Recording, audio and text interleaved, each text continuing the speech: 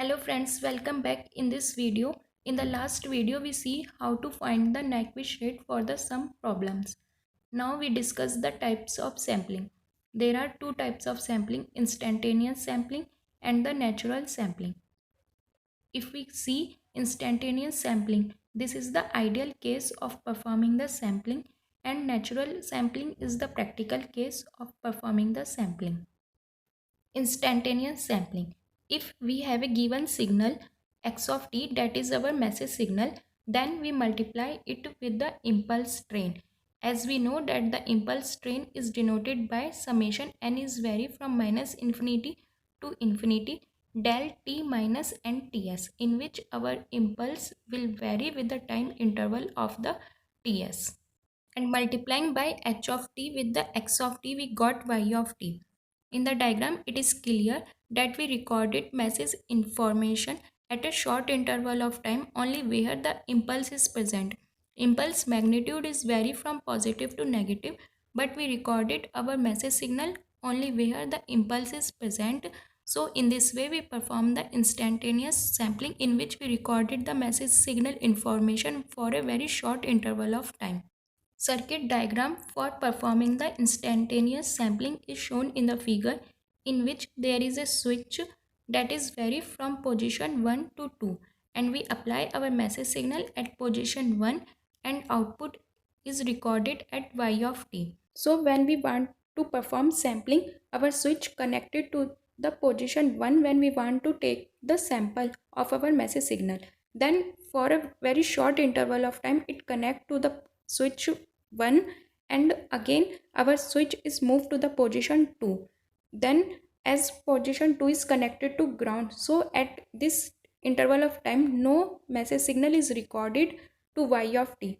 Then again we want to take the sample, our switch move to the position 1 and very quickly it store the message signal sample, and again it move to the position 2. So means for a very short interval of time, our switch connected to the position 1 and it quickly, as it store the sample, it moved to 2 position. So in this way we perform our instantaneous sampling. As for a very short interval of time, we recorded our message signal information. So width of the duration for which we recorded our sample is denoted by tau, and it is approximate equal to 0. This is the mathematical way of performing the instantaneous sampling, in which we multiply x of t with the impulse train. So it is denoted by x of t multiplied by summation n is vary from minus infinity to plus infinity del t minus n ts. As from the subject signal of system, multiplication in time domain is as convolution in the frequency domain. So this equation changes as x of f convolved with f of s summation n is vary from minus infinity to plus infinity del f minus n fs. And again it is the basics from the subject signal of system. When we convolve x of t with del of t, the resultant will be x of t. And if there is a shift in the impulse, that is del t minus t naught, then x of t convolved with del t minus t naught, then the resultant will be xt minus t naught. Then same in the frequency domain, the resultant will be x of f convolved with del f minus nfs, then it will be x f minus nfs. So y of f is given by f of s summation n is vary from minus infinity to plus infinity x f minus n fs. So in this way we perform our instantaneous sampling.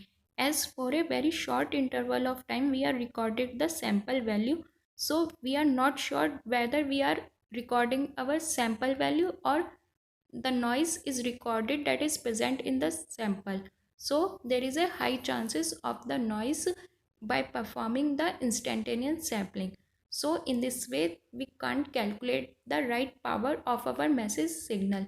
So we can't transmit our signal when we are performing the instantaneous sampling. So we perform the natural sampling. In the natural sampling we multiply our message signal with the rectangular pulse train, instead of impulse pulse train. When we multiply our signal with the rectangular pulse train, so in the y of t, it is clear we are recorded our message signal information for some instant of time.